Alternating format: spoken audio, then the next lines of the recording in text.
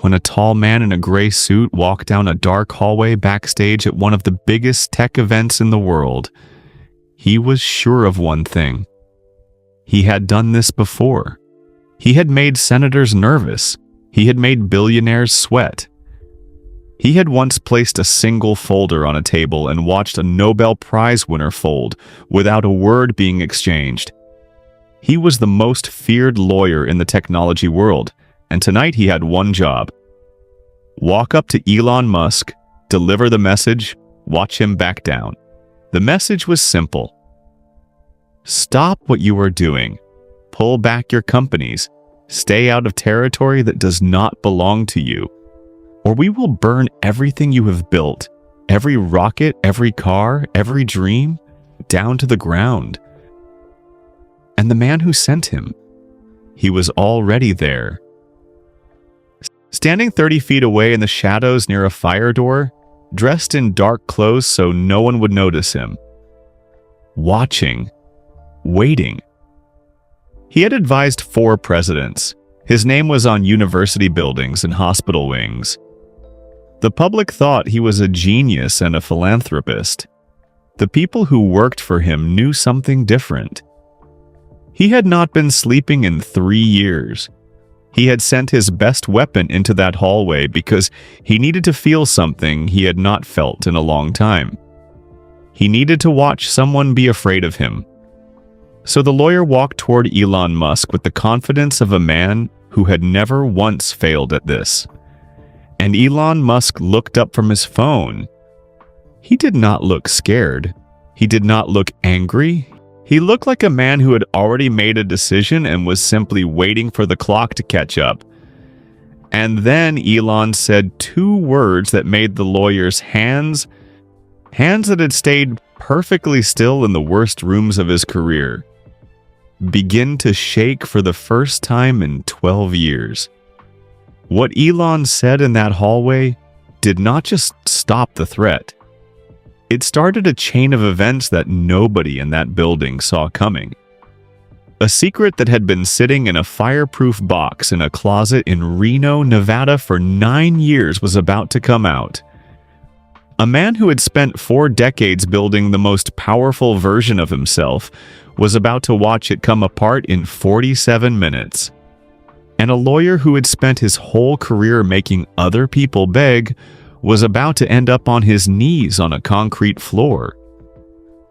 But here is the part that was never reported. Here is the part that only 4 people in the world knew about. There was something else inside those files. Something that had nothing to do with money. Something that involved real people. Elderly, trusting people who had no idea what had been done with what they had given in good faith. And when Elon found out about it, he did not use it as a weapon. What he did instead was something nobody expected from him. Watch the full video to find out what Elon said in that hallway. What brought the most feared lawyer in the tech world to his knees? What the most powerful man in the room did when he finally ran out of room? And what was inside those files that changed everything for people who never even knew their names were part of this story? Most people who watched the news knew the name Raymond Holst. He was 71 years old, silver-haired, always photographed in a dark blue suit that cost more than most people's monthly rent. He founded Holst Capital Partners when he was 29 years old, and in the 42 years since, he had turned that small investment firm into one of the most powerful financial operations in the country. He had advised 4 presidents, not just talk to them, advise them. The kind of advice that shapes policy without ever appearing in a news article. He had his name on 3 university buildings, a children's hospital wing, a park in Chicago that school children walked through every morning without knowing who paid for it. In interviews, Raymond Holst spoke slowly with a slight smile as if the world were a very interesting place and he was lucky to be in it. His voice never rose above a certain volume, no matter what was happening around him. It was the voice of a man who had learned that you don't need to shout when everyone in the room is already listening. To the public, Raymond Holst was a genius and a philanthropist. To the people who worked for him, he was something else entirely. Conrad Voss had worked for Raymond for 12 years. He had started as a junior associate, a kid from Columbus, Ohio, with a law degree from a school that nobody famous had gone to. He had worked 3 jobs to pay for that degree. He had graduated at the top of his class in a ceremony that his mother attended, and his father did not, because his father had stopped showing up for things when Conrad was 9 years old. But Conrad was brilliant. He could read a contract the way other people read a story, fast with full attention, catching every twist. He could find 3 hidden traps in a legal document in 12 minutes flat. He could walk into a room where 2 sides hated each other, and by the time he left, both sides were afraid of him instead. Raymond Holst had spotted that early on. Raymond kept talented people close. Over the years, Conrad became more than a lawyer. He became Raymond's sword.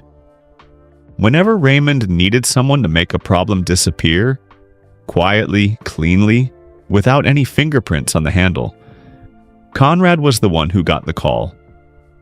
He had spent the last decade in rooms that most people never get invited into.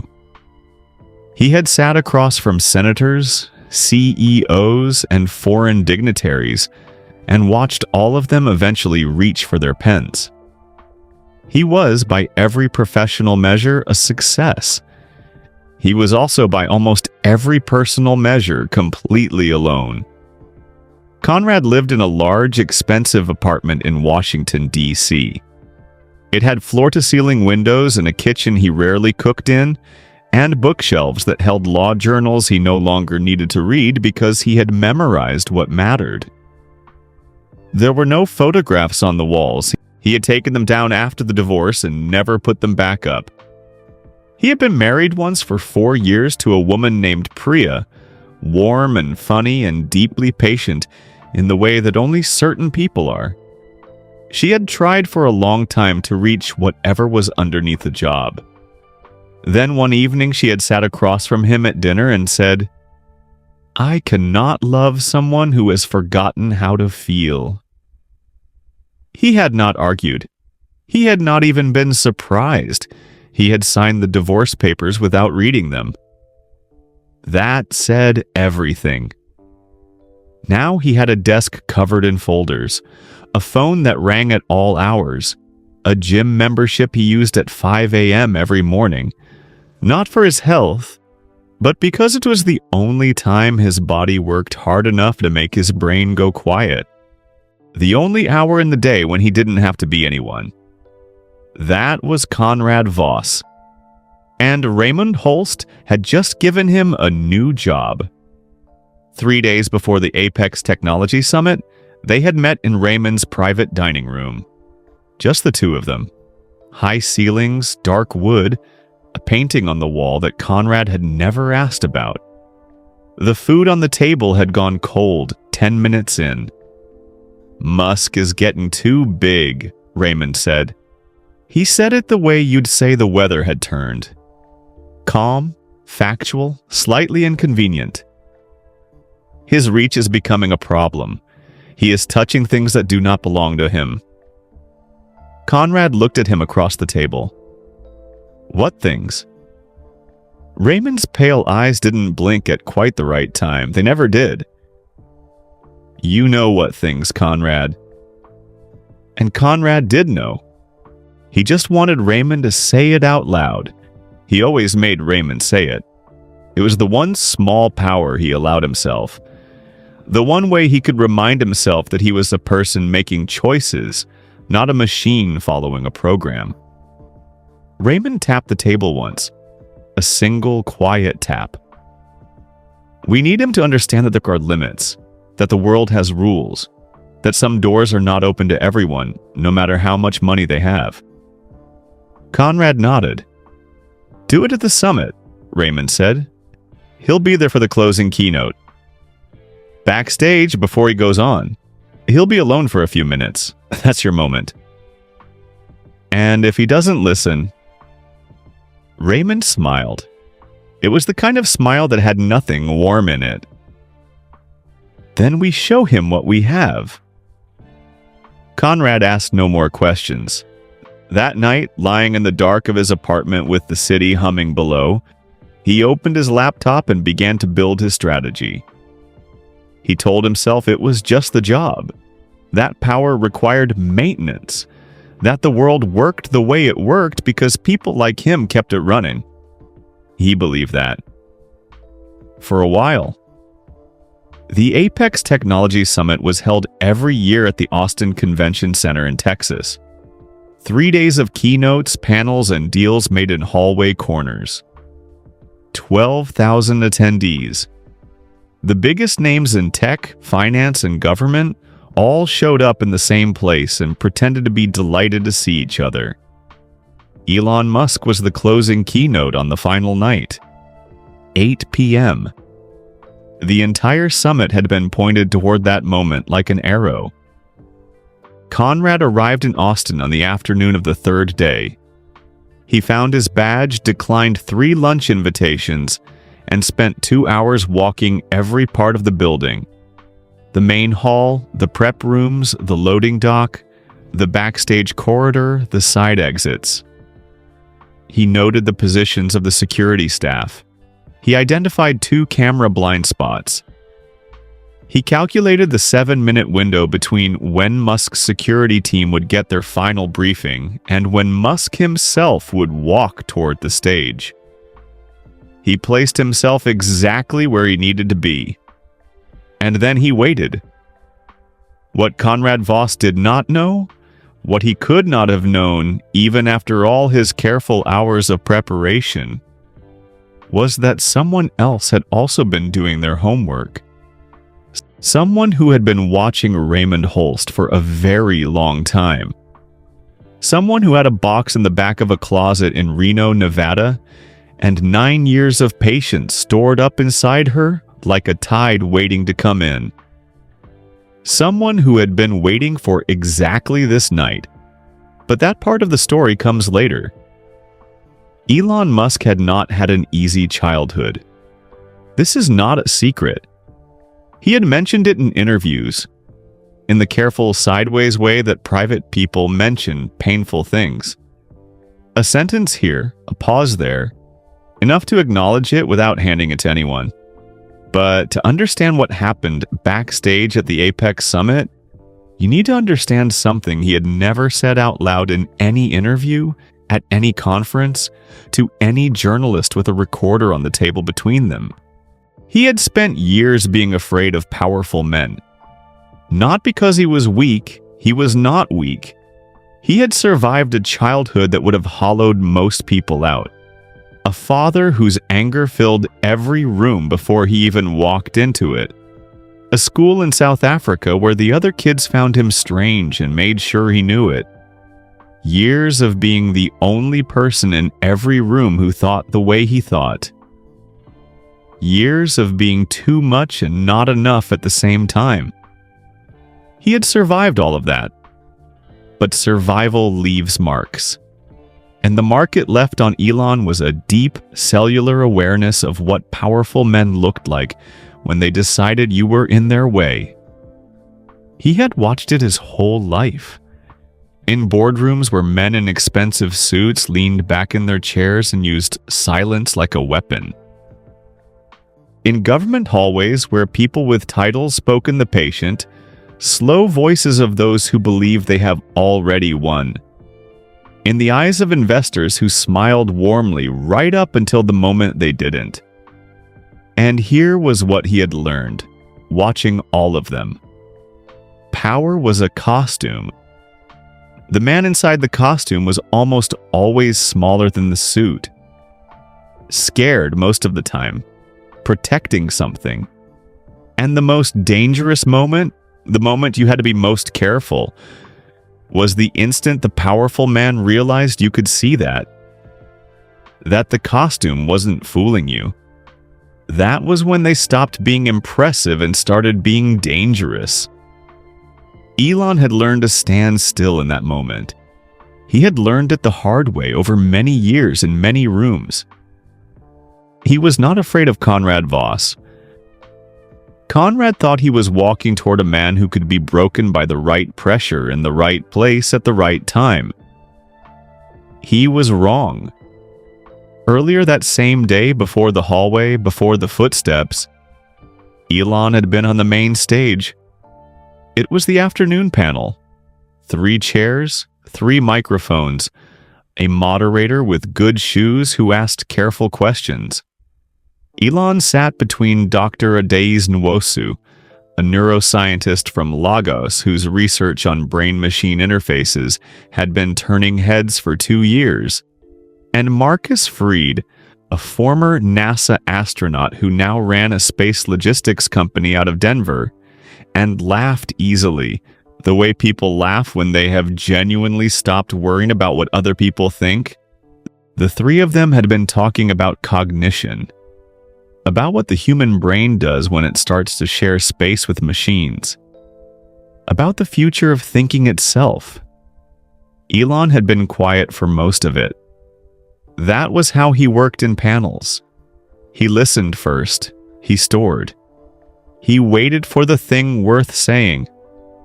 Then Dr. Nwosu turned to him. She had a direct way of looking at people. Not unkind, but completely honest. Like someone who had decided a long time ago that pretending not to see things was a waste of everyone's time. "Can I ask you something that isn't on the moderator's list?" she said. The moderator smiled politely and gestured. "Go ahead." "Do you ever feel lonely up there?" Dr. Nwosu said. She wasn't performing the question. It came out simply the way real questions do. In the place you've built for yourself, the altitude of it, do you ever feel like the air is too thin to breathe? The whole room went quiet. Not the polite quiet of an audience waiting for the next talking point. The real quiet. The kind that falls when someone has said exactly the true thing. Elon looked at her for a long moment. His face did something small and private that the people in the front rows probably saw and the camera operators definitely missed. Then he said, "Yeah, all the time." The audience laughed, that slightly nervous laugh that crowds use when something real happens and they don't know where to put it. A few people clapped. Dr. Nwosu didn't laugh. She just nodded slowly like she had already known the answer, and had asked anyway because she wanted him to hear himself say it. Marcus Freed looked at the ceiling the way people do when they're trying not to show that something has landed in them. The moderator moved quickly to the next question. Backstage after the panel, Elon was handed a bottle of water by his assistant, Tarek Bellamy. Tarek was 26 years old, sharp-eyed, and had been working for Elon for 2 years. He had started as a scheduling coordinator and had gradually become the kind of person Elon trusted with the information that mattered. Not because Tariq was fearless, but because Tariq was honest, even when honesty was inconvenient. Along with the water, Tariq held out a small folded piece of paper. "Security flagged something," he said, keeping his voice low. "Someone has been asking very specific questions about your prep schedule today. Back corridor access, when your security briefing ends, how long before you walk to the stage." He paused. "His name is Conrad Voss. He's Raymond Holst's attorney." Elon took the paper. He unfolded it. He read it once carefully the way he read everything, fully, without skimming. Then he folded it again and slid it into his pocket. "Okay," he said. Tariq waited. "Do you want extra security posted? I can have 2 more people in the corridor in 10 minutes. "No." "Elon?" "I said no." He looked at Tariq and his voice dropped a level. Not hard, just final. I need you to do something else. There's a woman here at the summit named Serena Mack. Find her. Tell her I need 5 minutes with her before I go on. Tell her it's time." Tariq pulled out his notebook. "Serena Mack," he repeated, writing it. He looked up. Who is she? Elon was already moving toward the stage exit, phone in hand. "Someone who has been waiting to be useful," he said without turning around. "For a very long time." The backstage hallway stretched the full length of the main stage. It was long and poorly lit, the kind of space that exists only to be passed through. Rough concrete walls painted gray, exposed cable runs overhead, a worn strip of black rubber flooring that muffled footsteps but couldn't quite muffle the low vibration of 12,000 people on the other side of the curtain. Near the loading dock, 2 stagehands leaned against the wall, talking in the quiet way of people who have learned to fill long waits with small words. A stage manager named Delia Cruz moved past every few minutes, headset on, clipboard pressed to her chest, checking things only she could see on her list. At the far end of the hall, near the black curtain that divided backstage from the wings of the main stage, Elon stood alone. He could hear the crowd through the curtain. Not words, just the living sound of that many people in one room. Breathing and shifting and waiting. He was reading something on his phone. He did not look anxious. He looked like a man who had made a decision and was simply waiting for the clock to catch up to it. Then, from the far end of the corridor came the sound of footsteps. Heavy, fast, certain. The footsteps of a man who had done this before and expected it to go the same way it always had. Elon did not look up. Not yet. Conrad Voss walked down the hallway with the certainty of a man who had done this before. And he had done this before. Many times. In many hallways, in many buildings, in many cities where powerful people had convinced themselves they were safe. He had walked into Senate offices and corner office suites and private dining rooms and hotel lobbies. He had sat across from people who had security teams and legal armies and enough money to disappear for a decade. And he had watched every single one of them slowly understand that none of that mattered when Conrad was in the room. He had a method. It was precise and it was clean and it worked like a machine. Step 1. Arrive before the target expects you. Step 2. Say less than they expect. Step 3. Let the silence do the heavy lifting. Step 4. Name what you have without showing it. Step 5. Walk away and let them sit with it. In 12 years, the method had never failed. He moved through the dim corridor at a measured pace, his leather shoes quiet on the rubber flooring.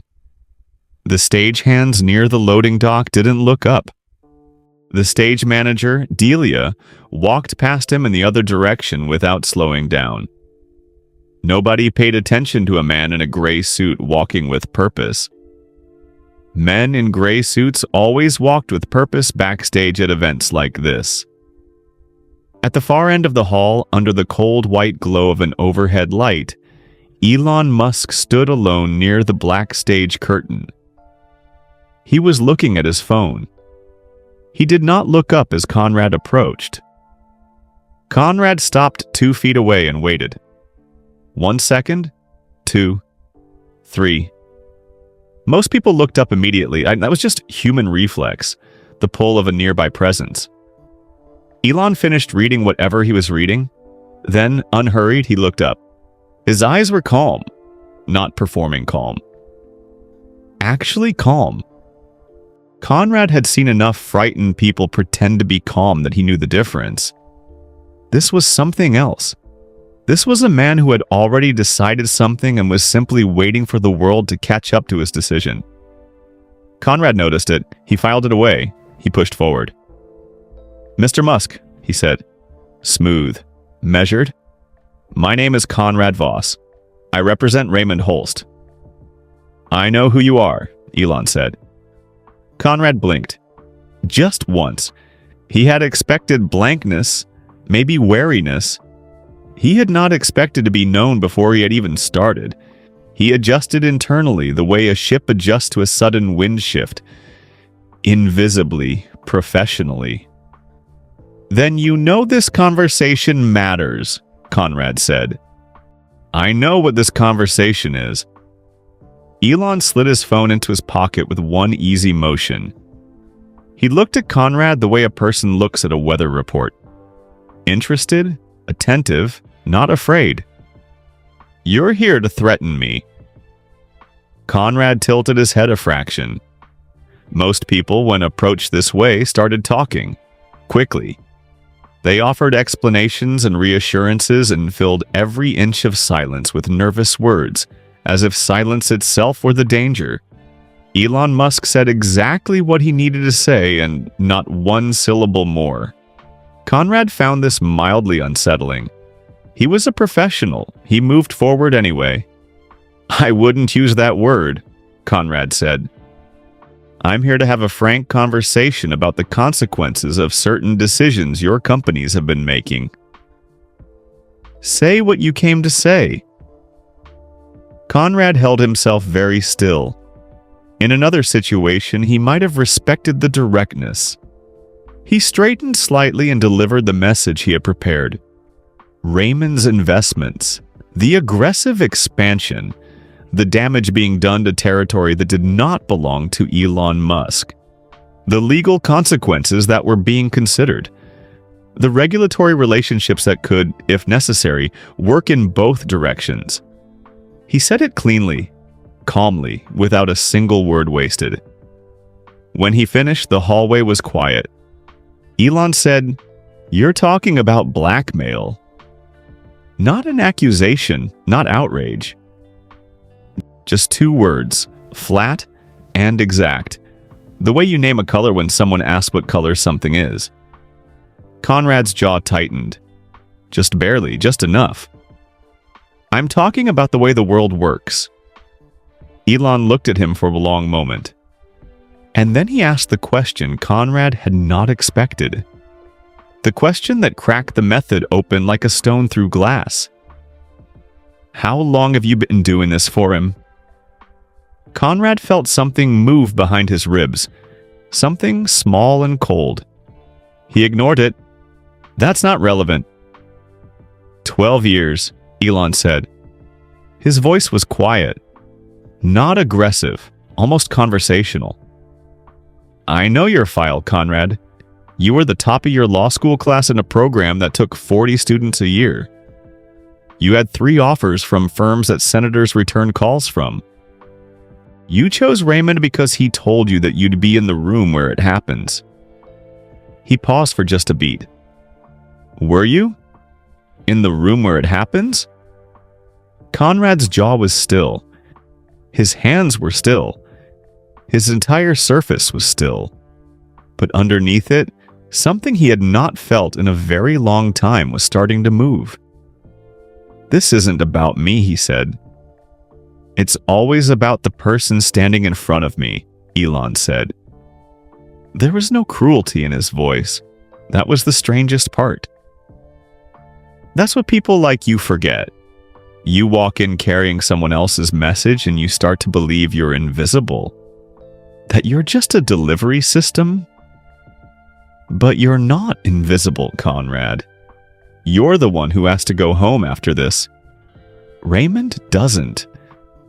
Conrad felt his throat tighten. He locked it down. He had locked down harder things than this. I need an answer, he said. His voice came out harder than he intended. Raymond is expecting one. Then here's your answer. Elon took one step forward. He was slightly shorter than Conrad. But that step, just one step, calm and deliberate, completely changed the shape of the conversation. Suddenly, they were not a man delivering a message and a target receiving it. They were just 2 people standing in a hallway, and one of them was not afraid. "I know about the Meridian files," Elon said. The world went very quiet. It was not the quiet of an empty room. It was the quiet that descends when something true has been said, and the air itself has to make space for it. Conrad felt the blood drain from his face. He was disciplined. He had trained himself over 12 years to keep his face perfectly empty, regardless of what was happening inside it. His expression did not change. His posture did not change. But his hands. For the first time in as long as he could remember, his hands were not completely still. "I don't know what you're referring to," he said. "The Meridian files," Elon repeated. Quietly, patiently. The way you repeat something to someone who you know has heard you perfectly well. The ones Raymond had removed from the Holst Capital servers in March of 2019. The ones that show the arrangement he built with 3 foreign investment funds. The arrangement that moved money through a company his own foundation was publicly praising as a humanitarian effort. He watched Conrad's face carefully. The ones that were supposed to be gone forever. Conrad's mind was running at a speed he had not felt in years. Fast and clean and cold, the way it ran in the worst moments. The moments when a case went sideways in the middle of a deposition, and he had to rebuild everything in real time without letting anyone in the room see him doing it. He knew about the Meridian files. He knew about them because he was the one who had advised Raymond to delete them. He had sat in that same private dining room, at that same dark wood table, and told Raymond exactly which servers to wipe and exactly how to document the deletion so that it would look routine in any subsequent audit. He had been thorough, he had been certain. He had been completely sure that the files were gone. "Where did you get that?" His voice was still controlled, still professional, but there was something new inside it, a hairline fracture running through the exact center of it. "Where did that information come from?" "Does it matter?" "Yes." Conrad said it simply, and for the first time in that hallway, he was not performing. He was not doing his job. He was just a man standing on ground that had just become uncertain, and he needed to know how uncertain. "It matters." Elon looked at him carefully for a moment. Something moved behind his eyes, not satisfaction, not victory. Something that looked more like recognition, like looking at someone and seeing the outline of the person they might have been. 7 minutes, Elon said. "That's when I go on. When I walk through that curtain, I'm going to stand in front of 12,000 people and talk about the future, about what we're building, about why any of it matters." He reached up and straightened the collar of his blazer. A small, unhurried gesture. You can spend those 7 minutes deciding what to tell Raymond, or you can spend them asking yourself whether you want to keep carrying water for a man who sent you into this hallway knowing exactly what you were walking into. He turned and began walking toward the curtain. "Wait," Conrad said. Elon stopped. He did not turn around immediately. When he did, his face was patient. "If you release those files," Conrad started. "I'm not going to release them," Elon said. "Not tonight. Not unless I have to." He looked at Conrad with an expression that had no performance in it at all. Just one person being honest with another. "But I need you to hear something, Conrad. Raymond already knows I have them. He has known for 3 days. He knew when he told you to come here. He knew when he handed you the briefing document. He sent you into this hallway anyway. He let that sit for exactly 1 second. What does that tell you about what you're worth to him?" Then he turned and walked through the curtain. The roar of 12,000 people came through in one enormous wave, full and alive and almost physical. And then the curtain fell back and the sound muffled to a low, steady thunder. Conrad stood alone in the corridor. The stagehands near the dock were still talking quietly. Delia walked past again with her clipboard. The coffee urn was still empty. The brownies were still untouched. Nothing in the hallway had changed. Everything in Conrad Voss had. He stood very still for a very long time.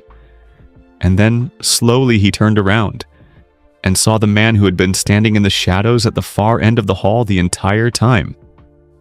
What Elon Musk had not known, what Conrad Voss had not known, what nobody in that hallway had known until the curtain swung shut and the roar of the crowd went muffled, was that Raymond Holst had been standing at the far end of the corridor the entire time.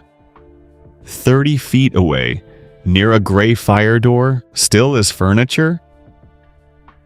He was dressed in dark clothes, not his usual blue suit, which was the first sign that something about tonight was different even to him. He had not told his driver where he was going. He had not told Priscilla, his chief of staff. He had walked into the convention center through a side entrance, shown his badge to a security guard who recognized him and said nothing, and found his way backstage alone. He had told himself it was strategic, that he needed to observe Conrad's technique firsthand, to make sure the delivery was precise, the tone correct, the pressure applied at exactly the right angle.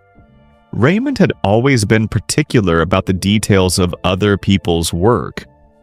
But that was not the real reason he had come. The real reason, if Raymond Holst had ever been the kind of man who said real reasons out loud, was simpler and sadder than strategy. He had come to watch someone be afraid of him. He had needed to see it. Raymond had not slept well in 3 years. It had started quietly, the way all real problems start. Small and easy to explain away. A few bad nights, a restlessness he blamed on travel and time zones. Then it became a pattern, and patterns become hard to ignore when you are a man who has built his entire life on controlling patterns. 3 years ago, the Meridian deal had begun to fray at the edges. Small things. A contact who went quiet. A document that came back with different numbers than the ones he remembered. 2 of his oldest allies, men he had known since his 30s, men who had sat at his table and eaten his food and called him friend, had slowly, without explanation, stopped returning his calls. And then his doctor had told him, in the careful and gentle voice that doctors use when they are delivering news to men who are not used to receiving it, that the exhaustion he had been feeling for months was not simply stress.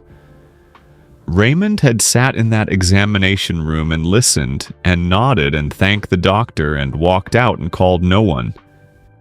He was 71 years old. He had spent 42 years building something enormous.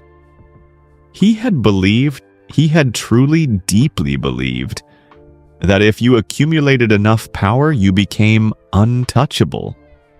That the rules that applied to ordinary people bent around you the way water bends around stone. He had come to the hallway tonight because he needed to feel that belief confirmed. He needed to see Elon Musk's face change. He needed to know that the machine still worked, that he was still the man who made the machine run. He had watched Conrad walk down the corridor with that perfect, measured stride. He had felt for just a moment like himself again. And then Elon Musk had said the words, Meridian Files. Raymond's right hand, which had been resting loosely against the concrete wall, pressed flat. His fingers spread wide against the painted surface as if the wall itself had suddenly become something to hold on to. He heard every word that followed. He was close enough, and the hallway was quiet enough that he missed nothing. He watched Conrad's composure, that magnificent, expensive 12 years in the making composure. develop its first crack, then its second. He watched the hands that were always perfectly still begin to lose their stillness. He watched Elon Musk take one calm step forward and change everything without raising his voice. And then he watched Elon walk through the curtain and disappear into the light and the noise. And the curtain fell back, and Conrad was alone. Raymond had faced powerful opponents before. He had faced people with subpoenas and sources and unlimited legal budgets. He had faced investigative journalists who had spent 2 years on a story. He had faced short sellers who had bet everything against his companies and hedge fund managers who had tried to absorb his firm and board members who had tried to remove him. He had always won because he had always been more prepared, more connected, more willing to go further than the person across from him. But he had never once faced someone who simply refused to play the game the way Raymond had spent a lifetime designing it. Elon Musk had not threatened him back, had not called lawyers, had not made a counteroffer or a counter-demand. He had just told the truth, quietly, and given a man a choice and walked away. And that, the sheer ordinary simplicity of it, was the most devastating thing Raymond Holst had ever witnessed in a professional setting. He looked at Conrad's back, at his shoulders, which had dropped 2 full inches from where they usually sat, at the rigid, reliable architecture of the man he had built into a weapon over 12 years, now standing soft and undone in a badly lit corridor. Raymond thought about crossing the 30 feet between them, putting a hand on Conrad's shoulder, saying something that would reset the order of things, restore the proper arrangement of who was in charge and who was in service. He didn't move. He couldn't explain why exactly. He had given speeches to rooms of 500 people and never lost his nerve. He had testified before congressional committees without a single note card. He had faced grief and scandal and financial crisis with the same composed expression he wore to charity galas. He could not make his feet move 30 feet across a concrete floor, because in that moment, watching the man he had sent into that hallway standing hollowed out and still, Raymond felt something arrive inside him that he had not felt since he was a young man standing in a grain elevator in Nebraska, watching his father come home with flour dust in his hair and defeat in his eyes. Shame. It came slowly. It came the way cold water rises in a basement. Without drama, without announcement, just a steady and unstoppable climbing. He had spent decades constructing walls against exactly this feeling, and yet here it was, moving through him in a backstage hallway in Austin, Texas, at 8 minutes past 8 in the evening. Then Conrad turned around and saw him. The 30 feet between them became the longest distance Raymond had ever stood across.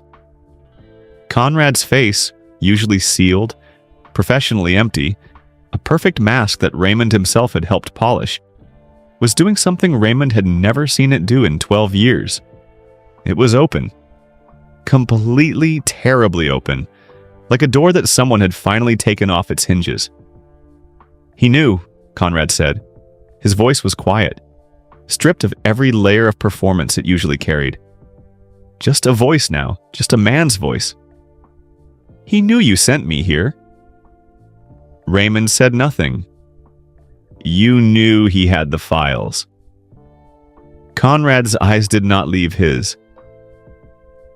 You've known for 3 days, and you sent me anyway. The words dropped into the silence of the hallway and sank. You used me as bait. There was no anger in his voice. That was the part that hurt most, the complete absence of anger. Anger would have been easier. Anger was a thing Raymond knew how to handle. This was something else. This was clarity. You wanted to see what he would do if he had the files. You wanted to know if he would pull the trigger.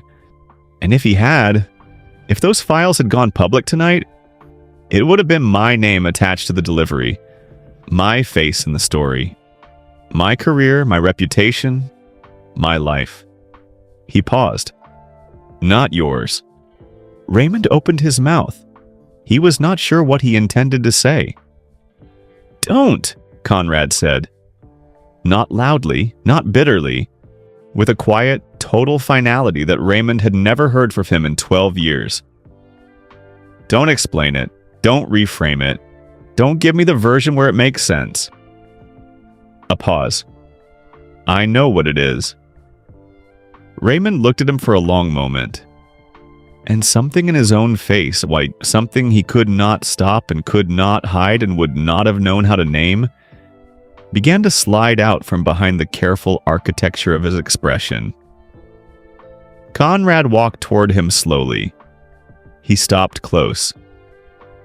Closer than an employee usually stands to the man who signs his checks. He looked at Raymond the way you look at someone when you have decided that the professional distance between you has finally permanently closed. I need to know one thing, Conrad said. Just one. Was there ever a single moment in 12 years when you thought of me as a person and not a tool? Raymond Holst, who had answered every question put to him in every room for 4 decades, who had never once been unable to find the right words for the right audience at the right moment, did not answer. The silence stretched. And it was the answer. They both knew it was the answer. Conrad nodded once. He reached into his jacket pocket. He pulled out the folded briefing document Raymond had given him 3 days ago, the one with the pressure points and the strategy and all the careful words. He held it out. Raymond did not take it. Conrad set it on the floor of the hallway between them, gently, like placing a stone on a grave. And then Conrad Voss, the most controlled man Raymond had ever employed, the man who had kept his hands still in rooms that would have made other people shake, the man who had signed his own divorce papers without reading them because he had trained himself not to feel things that were inconvenient, went down to his knees on the concrete floor. His hands came up to his face, and the sound that came out of him was the sound of 12 years of weight arriving all at once. Raymond Holst stood above him, the most powerful man in the room, possibly the loneliest man alive, and he could not make himself take one single step forward to help the person he had broken. Her name was Serena Mack, and she was 53 years old, and she had spent the last 9 years of her life carrying something that did not belong to her and could not be put down. She was not famous. She was not powerful in any of the ways that word usually means. She did not have a title or a company or her name on a building or an assistant who answered her calls. She had a 2-bedroom apartment in Reno, Nevada, a used car that ran well enough, a job she was good at, and a small group of friends who knew most but not all of her story. And she had a box. It sat on the floor of her bedroom closet behind a pair of winter boots she rarely wore. It was fireproof. Gray. The size of a shoebox, but heavier. She had bought it specifically because of what she needed to put inside it. A small black hard drive, no bigger than a deck of cards that held the Meridian files in their complete and original form. 9 years. The box had been there 9 years. She had moved twice in that time.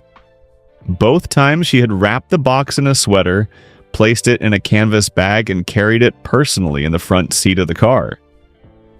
Not in the moving truck, not in any box that someone else might open. In her hands. Both times she had set it in the new closet, behind new boots and felt the particular feeling of someone who is keeping a promise they made to themselves. Not comfortable exactly, but necessary.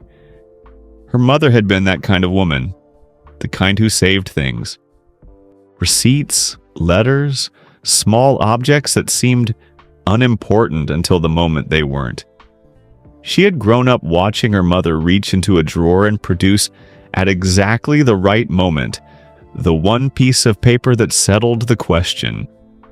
She had grown up believing that the keeping of things was a form of care. She still believed that. Serena had worked for Raymond Holst for 6 years, from 2013 to 2019. She had been a financial analyst on the operations side. Not the glamorous end of the business, not the deals and the press releases, but the internal plumbing. The numbers that ran underneath everything. She was very good with numbers. She had always been very good with numbers. And she was very bad at pretending not to notice things, which was, she had eventually learned, a quality that certain employers find inconvenient. She had noticed the Meridian deal in the spring of 2017 when a set of fund transfers crossed her desk that did not match the documentation they were attached to. Not by a lot, just enough. Just the kind of gap that a less careful person would have rounded off and moved on from. Serena did not round things off. She pulled the thread. Carefully over several months, working only on her own time, saving nothing to the company servers. She watched the numbers move in ways that numbers should not move when a fund is doing what it publicly claims to be doing. She watched a humanitarian investment vehicle become, on paper, a routing mechanism. Money flowing in from 3 foreign funds, cycling through a company Raymond's own foundation praised in its annual report, and returning by a path that required 3 cups of coffee and a quiet Saturday afternoon to trace, to accounts that served Raymond's personal interests. She made copies of everything. Not because she had a plan. She was not a whistleblower by personality. She was not brave in the dramatic, headline-making way. She was brave in the small, daily way. The way that looks like caution to everyone watching, but is actually something quieter and harder. She copied the files because her mother's voice was in her head saying, "Someday you will be glad you kept that." She kept them. In the fall of 2019, she was called into a meeting with Raymond's head of operations and told, in polite and bloodless language, that her position was being eliminated as part of a restructuring of the analysis division. She was given a severance package. She was given a non-disclosure agreement, which she signed after reading every line of it 3 times with the dictionary open. She signed it. She kept the files anyway. The NDA covered what she had seen in her official capacity. The copies existed in a different category, one she had thought about carefully with the help of a lawyer she paid out of her own pocket and never contacted again. The lawyer had told her, "You're walking a line." She had said, "I know. I intend to keep walking it very carefully." For 5 years after the firing, she had lived in a kind of suspended waiting that she did not discuss with anyone. She did consulting work. She got married briefly to a quiet man named Daniel who was kind and patient and ultimately wanted a life she could not fully give him. They had separated without bitterness. She returned to school for a certificate in data forensics. She found a new job at a financial compliance firm that she liked well enough. She waited. And then, 2 years before the APEC summit, Tarek Bellamy had found her. The contact had come through a former colleague from Holst Capital, a woman named Bev, who had left under circumstances similar to Serena's, and had it turned out spent those years keeping her own quiet watch. Bev had sent a message that said only, "Someone wants to know if you still have what you have." Serena had sat with that message for 4 days before responding. Then she had said, "Yes." She sent a single verification page, one document, heavily redacted, enough to prove the files existed without giving away anything she couldn't take back. 3 days later, Elon Musk called her directly. She had prepared herself for someone difficult. She had read everything written about him. She knew he was complicated, impatient, singular, capable of great things and graceless moments in equal measure. She had expected to feel handled. Instead, he had asked about her mother. She never fully understood how he knew about her mother. She had not asked. He said that he had read her background and that the detail had stood out to him. The way she had described her mother in an old interview she had forgotten giving, about women in finance, the kind of piece that gets published and then vanishes. He had remembered it.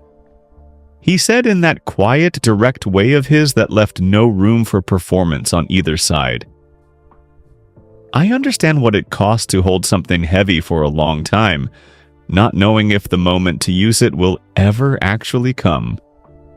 She had not expected that.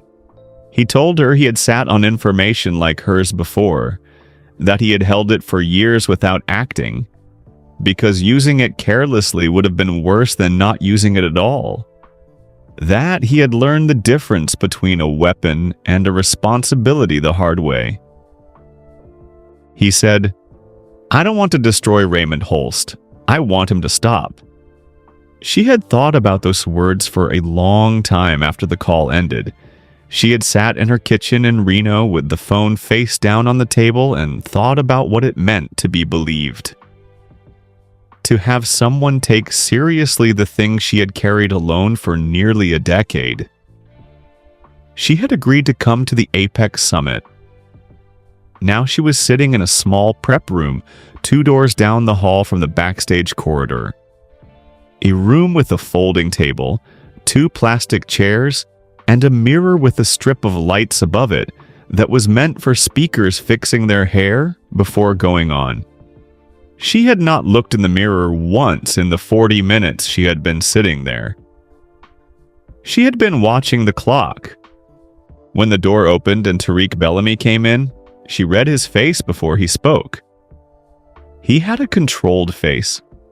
The face of someone who had learned to carry information calmly. But she had learned to read subtle things. "It happened," he said. "Musk talked to Voss. The confrontation is done." He paused for just one beat. Holst was there, in the hallway. He watched the whole thing. Serena closed her eyes. She held them closed for 3 full seconds. "Holst was there himself," she said. Not a question. A confirmation of something she had half expected and fully dreaded. Standing near the fire door the whole time. Voss didn't know. She opened her eyes. She stood up from the plastic chair. She smoothed the front of her jacket with both hands. Not a nervous gesture, a settling one. She picked up her bag and looped it over one shoulder. "Then it's time," she said. Tariq walked with her to the corridor entrance and offered to come in with her. She said no. Some things had to be done alone. Not because help wasn't available, but because the weight of the moment required the right person to carry it. And this one was hers. She had carried it for 9 years. She could carry it 40 more feet. She walked into the hallway. Raymond Holst was still near the fire door, standing the way people stand when they have nowhere to go and cannot make themselves move. Conrad Voss had gotten up off the floor. He was leaning against the opposite wall with his arms crossed, staring at the middle distance, somewhere between the prep room and the loading dock, somewhere that did not exist in the physical building. Neither of them saw her at first. She stopped in the center of the corridor and let the moment settle. "Mr. Holst," she said. Raymond turned. She watched his face do what faces do when they encounter the impossible.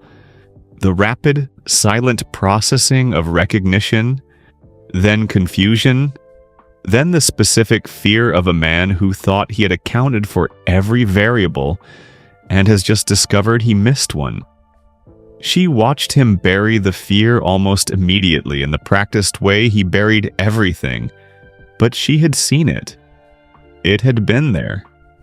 "Serena," he said. Smooth, almost warm.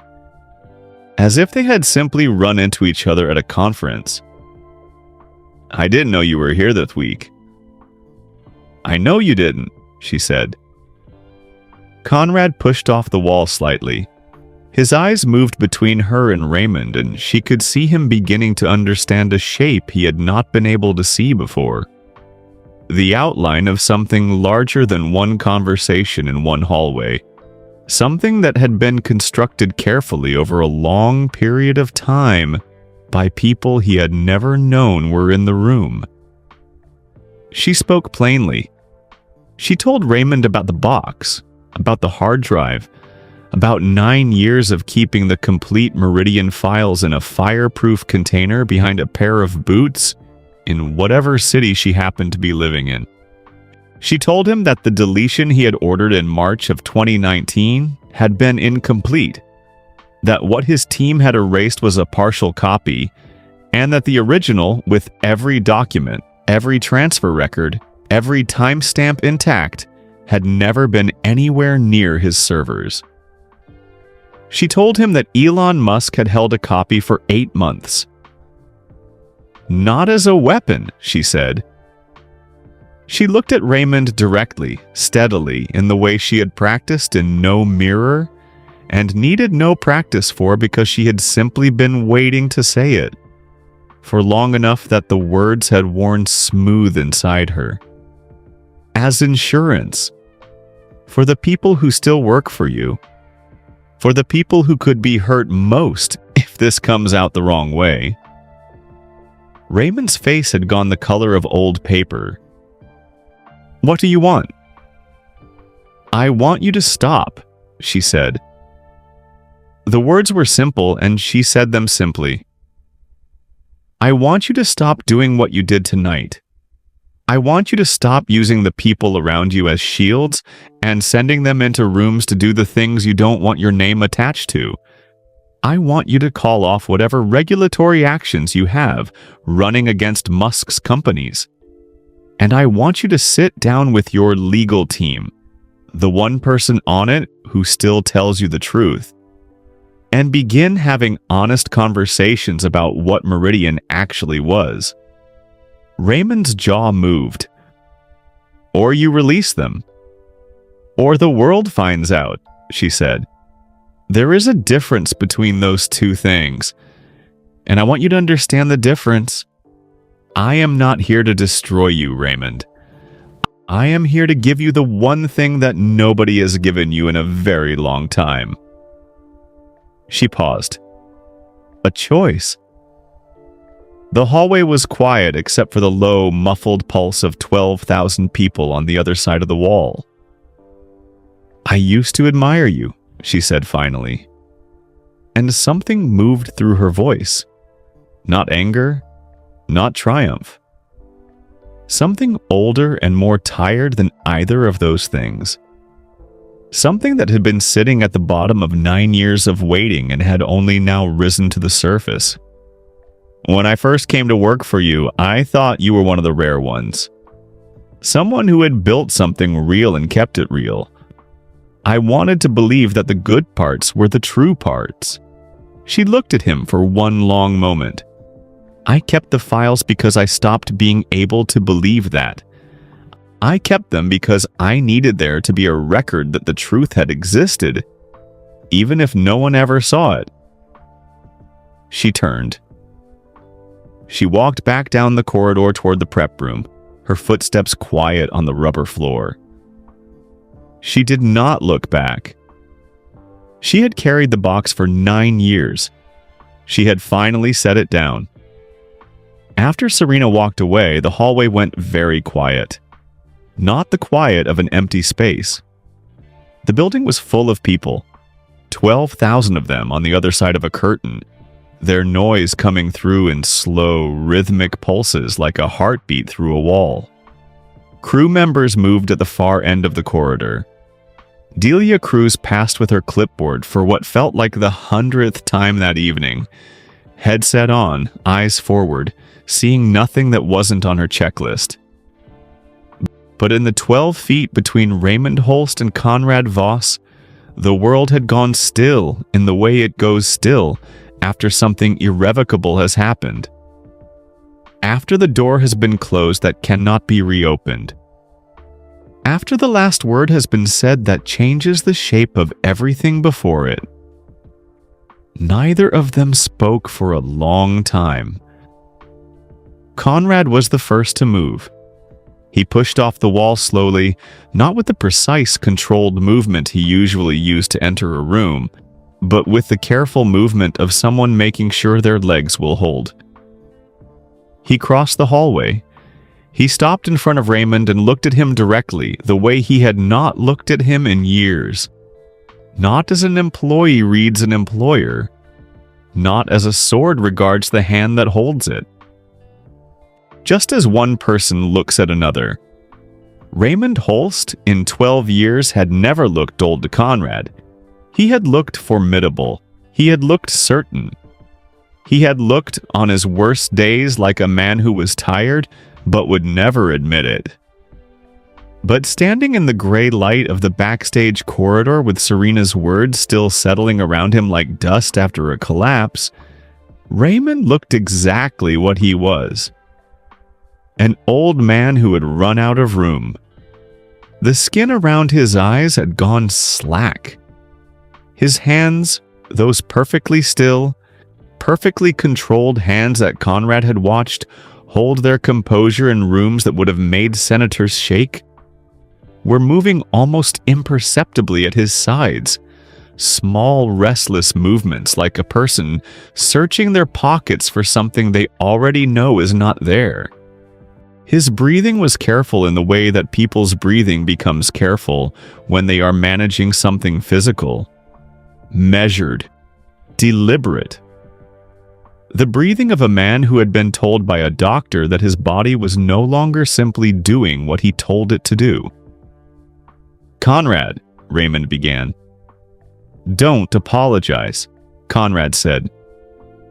His voice came out flat and clean and without heat. That was the thing. There was no anger left in him. The anger had gone somewhere during the hour on the floor of the hallway. Or maybe it had gone somewhere during the 12 years before that. He could not locate it anymore. What remained was something cooler and more permanent. Clarity. "I don't want an apology." Raymond pressed his lips together. "I wasn't going to apologize," he said. And then, after a pause, "I was going to explain." "I know what you were going to say." Conrad tilted his head slightly. "You were going to tell me it was strategy. That putting my name and my face on the delivery was the tactically correct decision. That if the files had come out, the story would have been about the messenger, not the man who sent him. You would have been right." He let that sit for exactly 1 second. "It was smart, Raymond. It was extremely smart. You have always been extremely smart." Raymond's chin lifted, a reflex so old and so practiced that he probably did not even feel it happen. The small automatic movement of a man who has spent 4 decades using his composure as a wall. "But smart is not the same thing as good," Conrad said. "I have known that for years. I kept telling myself it didn't matter. That smart people got results, and results were what counted. I kept choosing the next job and the next room and the next message to deliver, and every time I told myself, This is just how the world works. This is maintenance. This is the cost of being in the room where it happens. He exhaled slowly. The sound of it was very tired. I was wrong, he said. Not about how the world works. About whether I could live with being the one who kept it working that way. Raymond looked at him for a long moment. Then he turned away. Not in dismissal. There was nothing dismissive left in him tonight. He turned toward the small, reinforced window set into the fire door beside him, the one that looked out onto the parking lot and the orange-lit Austin skyline beyond it. He stared through the glass for a long time. When he spoke again, his voice had changed. The layers of it were gone.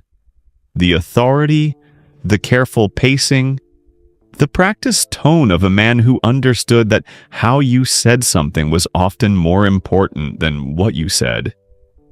What was left underneath all of that was something much older, something that sounded like Nebraska. I built everything I have from nothing, he said. He said it quietly, the way you say something that you have said to yourself 10,000 times and are now finally saying out loud to another person. My father spent his whole life in a grain elevator. 40 years of work that left flour dust on his jacket and nothing in the bank.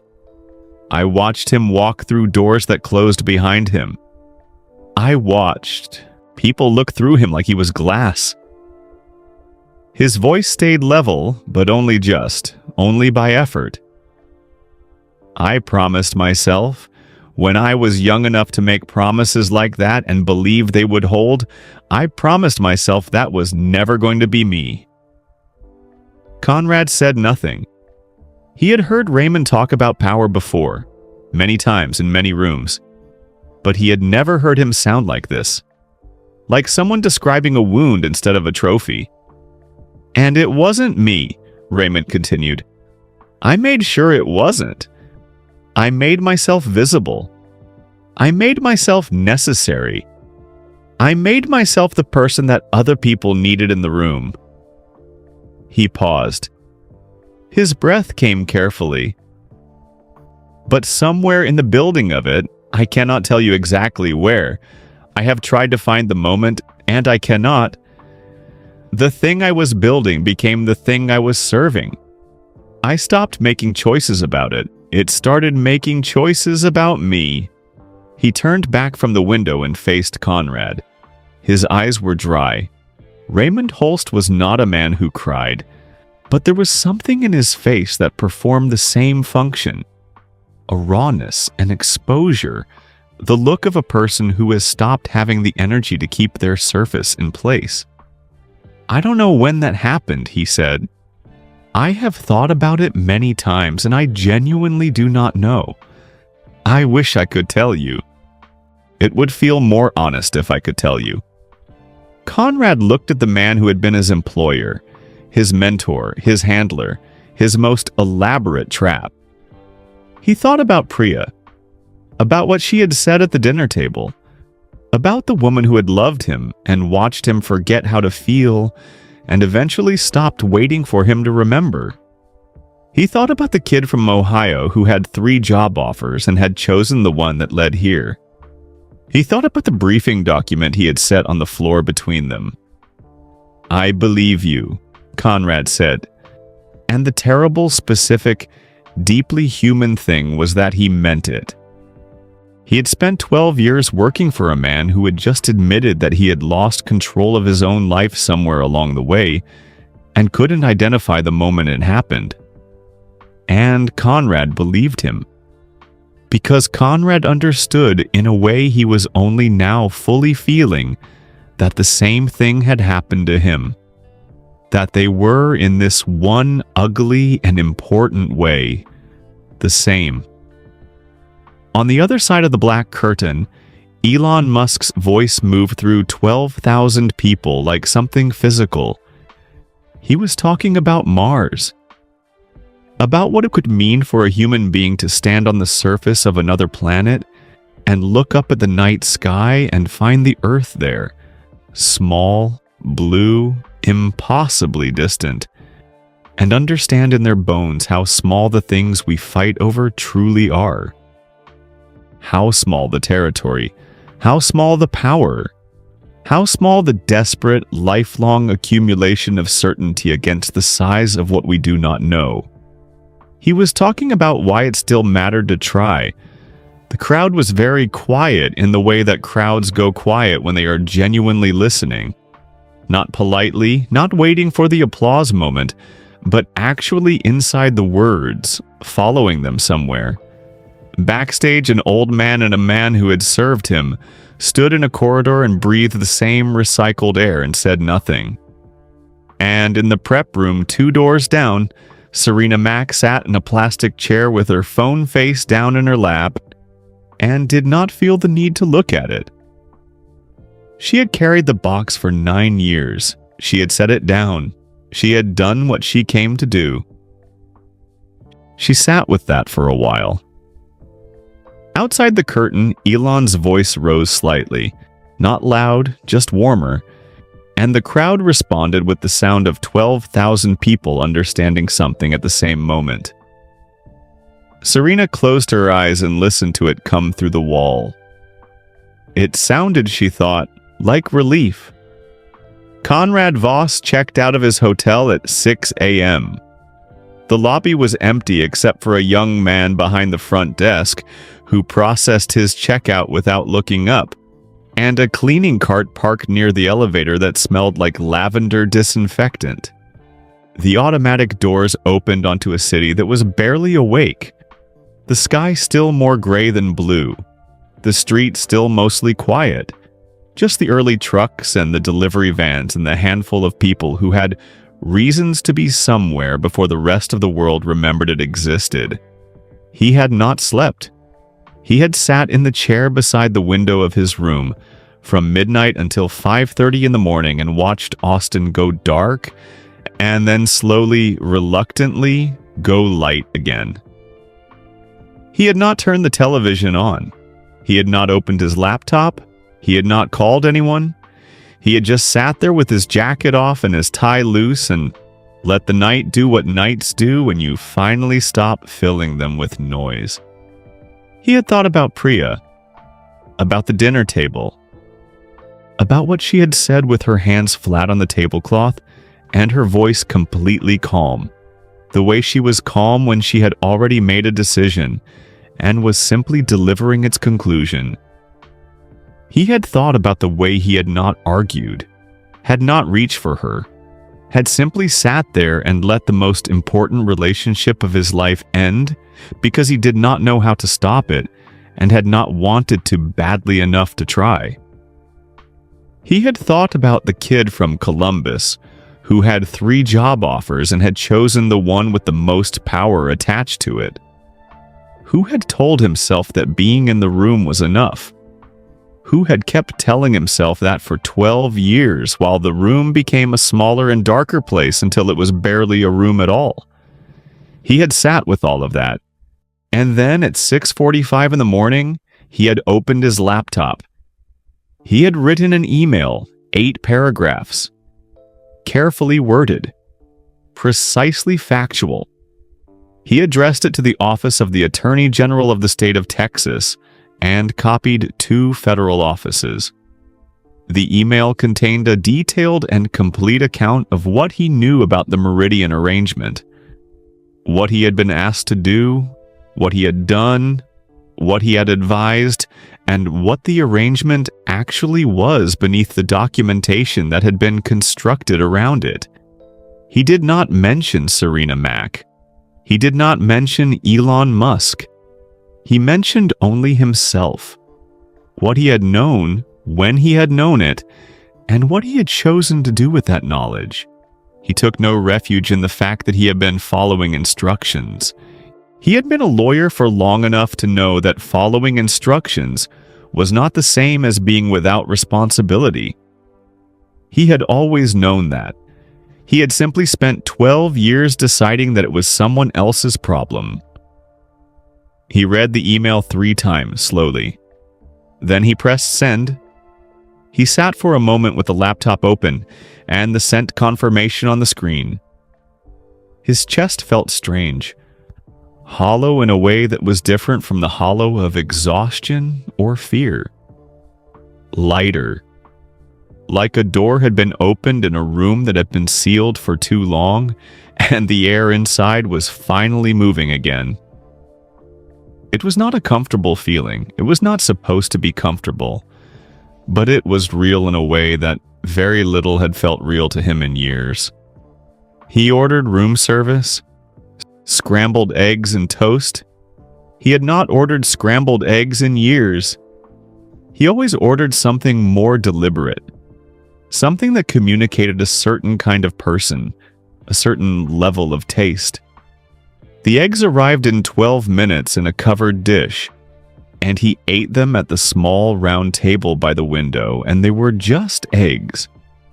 Warm and simple and asking nothing of him. He found them, unexpectedly, to be exactly what he needed. When he finished, he picked up his phone and called his sister. Her name was Diane, and she lived in Columbus, and she had called him on his birthday every year for the past decade, and he had called her back roughly half the time, always with an apology and a reason and a promise to do better. She answered on the third ring with the careful voice of someone who was not sure if the call was good news or bad news and was preparing for either. Conrad. A pause. Are you okay? I'm better than I was, he said. That's the honest answer. She was quiet for a moment. You sound sad. That's fair, he said. I think I probably am. I think I've been sad for a while and just kept myself too busy to notice. He heard her exhale slowly on the other end of the line.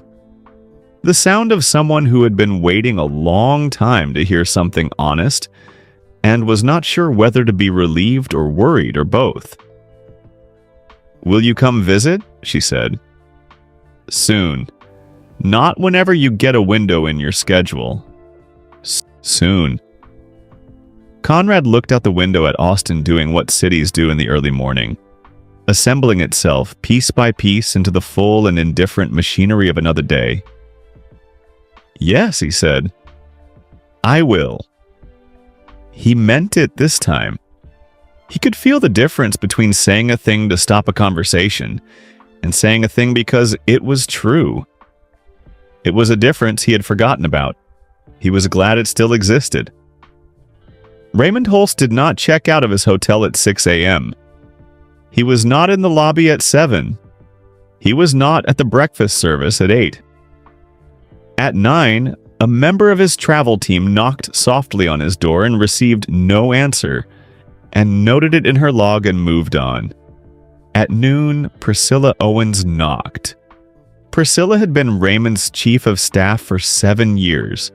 She was organized, discreet, and skilled in the particular art of managing a powerful person's interface with the world.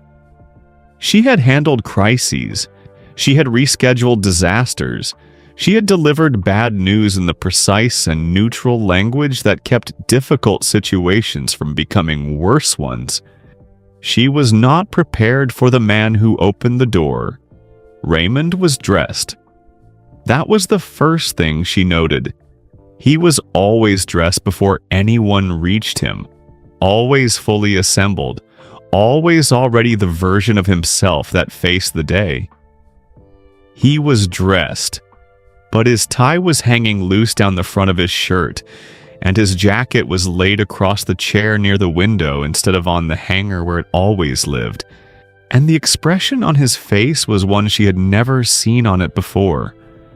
Not anger, not authority, just the plain, unguarded face of a man who had spent the night with himself and had not found the company particularly easy.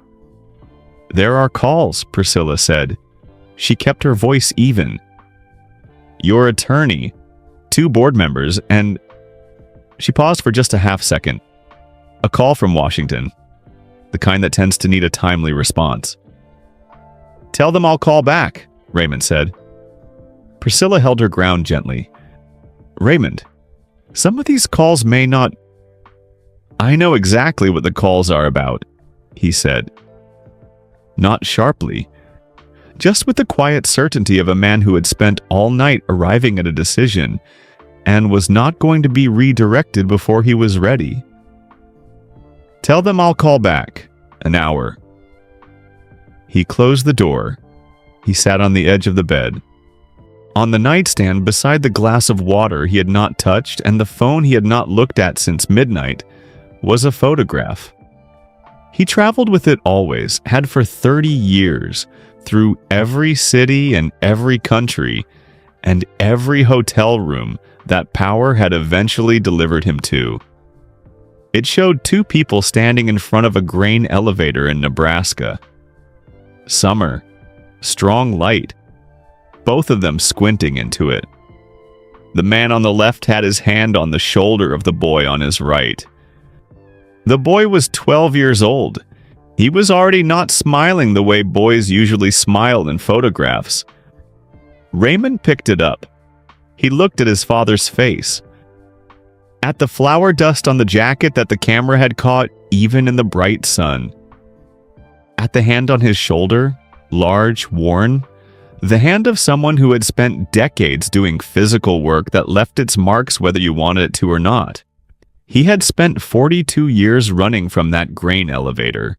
He had run all the way to the top of everything he could reach, and he had ended up last night standing against a concrete wall in a backstage corridor in Austin, Texas, unable to cross 30 feet of floor to help the man he had broken. He set the photograph down. He picked up his phone. "Priscilla," he said when she answered. "Get me Marcus." Marcus Engel was the one lawyer in Raymond's long life who had never told him what he wanted to hear, who had sat across from him in difficult moments and used short, clear sentences to describe exactly what the situation was without softening the edges. Raymond had always found this quality slightly irritating in Marcus. Tonight he understood it was the most valuable thing he had. "Tell him I need to have an honest conversation, not a strategic one, honest." A pause on the line. "Okay," Priscilla said carefully.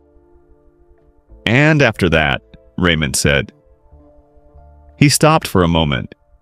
The words were not difficult to say, but they required him to be a different person than the one who had checked into this hotel 2 days ago, and the distance between those two people was not small. "Find Serena Mack's contact information. I would like to reach out to her, personally." The pause this time was longer. "I'll find it," Priscilla said. Raymond set the phone on the nightstand beside the photograph. He did not feel better. He was not naive enough to believe that a phone call repaired 40 years of choices.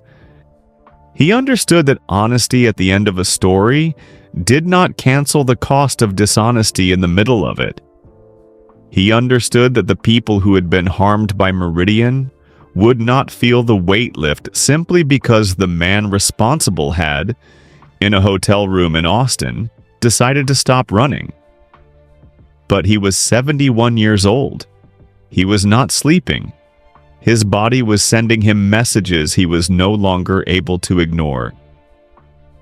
And in that backstage hallway the night before, a woman he had fired for knowing too much had stood in front of him with clear eyes and a steady voice, and had offered him something that nobody had offered Raymond Holst in longer than I could accurately remember. A choice, not a threat, not a deal, not a negotiation between people protecting their positions. Just one human being looking at another and saying, "You can still decide what happens next." He sat with the photograph and the morning light and the phone calls he would eventually return. He thought about his father's hand on his shoulder. He thought about the person he had promised himself he would not become. He thought about the person he had become anyway. And he thought for the first time in 3 years about the person he might still have time to be. Not a great man, not a powerful man, just an honest one. It was not nothing. It was perhaps the only thing that had ever actually mattered. 3 days after the Apex Summit, a journalist named Owen Leong published a story. Owen was 34 years old. He worked for a technology publication that was not one of the famous ones. Not the kind with a glass building and a photo studio and a staff of 200. He worked for a publication that had 18 people, a website that loaded slowly, and a reputation among the people who paid close attention as the kind of outlet that got things right because it had no incentive to get them wrong. He had been at the summit on a press credential he had applied for twice before being approved. He had attended 4 panels, taken careful notes, eaten a conference sandwich at noon, and gone home to his apartment in Austin and spent the next 3 days writing. He had not been backstage. He did not know what had happened in that hallway. He had never heard the name Conrad Voss used in connection with Raymond Holst's movements that night. He did not know about the briefing document or the curtain or the way a man's composure can break apart in a badly lit corridor at 8 minutes before showtime. But Owen Leong had been watching Raymond Holst for 2 years. He had been watching in the patient, unglamorous way that real journalists watch things. Building a file, making calls, reading filings, following the money from one document to the next and then to the next.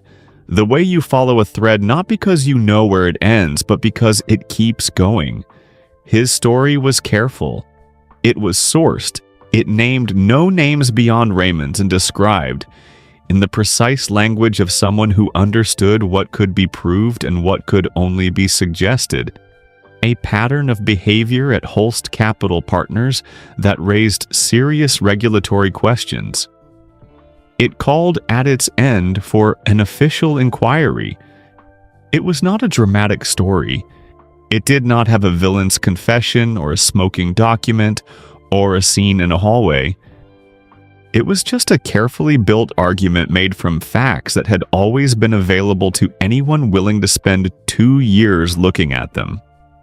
Within 48 hours, 2 larger publications had picked it up and assigned their own reporters to confirm his sourcing. Within 72 hours, the Office of the Attorney General of the state of Texas issued a brief statement confirming that a voluntary disclosure had been received from an unnamed party and that the matter was under review. The language was deliberately vague, but to anyone who had been paying attention, to anyone who understood how these statements were worded and what the gaps in the wording meant, it was not vague at all. Raymond Holst's own attorney, Marcus Engel, released a single paragraph. It said that Raymond had initiated conversations with regulators voluntarily and was cooperating fully. It said nothing else. The financial world absorbed this the way the financial world absorbs everything, with 3 days of loud reaction, followed by careful repositioning, followed by the slow, quiet rearrangement of relationships and loyalties that happens when powerful people understand that something has permanently shifted. Raymond Holst did not issue a statement of his own. On the morning that Owen Leong's story went live, Elon Musk was in Boca Chica, Texas, standing next to a chain-link fence at the edge of a test facility, holding a cup of coffee that had gone cold while 3 engineers explained something to him about fuel sequencing. He was wearing a baseball cap and old jeans, and the specific expression he wore when he was listening to technical information, and his brain was already 4 steps ahead of the conversation. His phone had buzzed 7 times in the past hour. He had not looked at it. He looked at it when the engineers were done and the test sequence had been logged and the morning had moved into its next phase. He was standing alone by the fence by then, the Gulf of Mexico enormous and gray and indifferent behind him. The water doing what large bodies of water do. existing at a scale that makes most human concerns feel exactly the right size. He read the alerts. He read Owen's story. He read the AG's statement. He put his phone back in his pocket. Tariq appeared at his shoulder a moment later. "It's out," he said. "I see that. Are you going to say anything?" Tariq watched him carefully. "Publicly, I mean, because the story's going to generate." "No." Tariq waited a beat. "Nothing at all?" Elon looked at the water. "It's not my story to tell," he said. Conrad Voss told it. Serena Mack spent 9 years building the foundation under it. I held the door open for 30 seconds. He picked up his coffee, found it cold, drank it anyway. "That's enough. That's the right amount." Tariq was quiet for a moment. Then, "Can I ask you something?" "You're going to whether I say yes or not." "When Conrad came at you in the hallway, when he delivered the message, were you scared?"